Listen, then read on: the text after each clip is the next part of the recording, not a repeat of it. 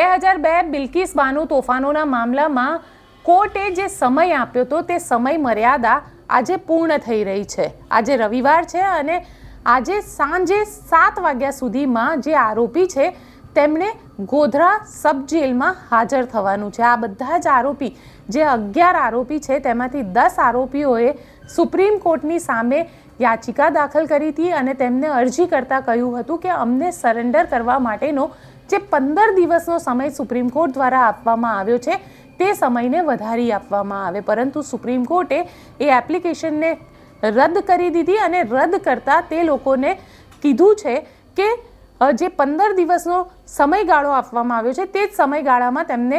સબ જેલની અંદર હાજર થવાનું છે। શું થશે આજે બધા જ જે આરોપી છે, કારણ કે બિલ્કિસ બાનુ કેસ 2002ના તોફાનોના આ મામલામાં 11 લોકોને કન્વિક્ટ કરવામાં આવ્યા હતા, તેમને દોષિત અનાઉન્સ કરીને તેમને આજીવન કારાવાસ આપવામાં આવ્યો હતો, પરંતુ 15મી ઓગસ્ટે આઝાદી કા અમૃત મહોત્સવ મનાવતી વખતે સરકારે આ બધા જ આરોપીને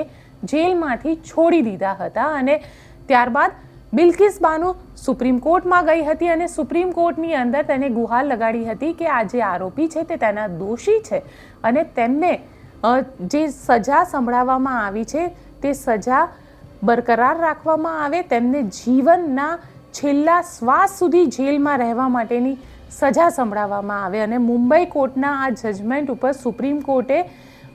ગુજરાત સરકારને પણ પૂછ્યું કે તમે કોને પૂછીને આ સજાને માફ કરી હતી, કારણ કે જે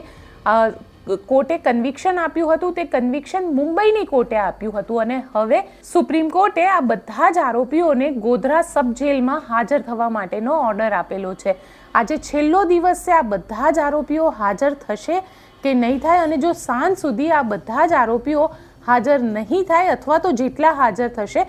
જે લોકો હાજર નહીં થાય તેમને ભાગેડું જાહેર કરવામાં આવશે, એટલે પોલીસ તેમને પકડશે અને તેમના ઉપર એક નવો મામલો પણ રજીસ્ટર થઈ શકે। છેલ્લા ઘણા વખતથી 20 વર્ષથી વધારે સમયથી તેઓ જેલની અંદર બંધ હતા। 15મી ઓગસ્ટે જ્યારે તેઓ જેલની બહાર નીકળ્યા ત્યારે વીએચપીએ તેમને હાર પહેરાવી, મીઠાઈ ખવડાવી તેમનું સ્વાગત કર્યું હતું અને એ જે તસવીરો વાયરલ થઈ ત્યારબાદ બિલ્કિસ બાનુએ ફરીથી સુપ્રીમ કોર્ટમાં પોતાના માટે ન્યાયની ગુહાર કરી હતી અને એ ગુહારને સાંભળતા સુપ્રીમ કોર્ટે આ બધા જ આરોપીઓને ફરીથી જેલમાં મોકલવાનો ઓર્ડર આપ્યો છે। સાંજ સુધી જોવાનું દિલચસ્પ રહેશે કે આ બધા જ આરોપી જે છે તે ગોધરા સબ જેલમાં હાજર થાય છે કે નથી થતા।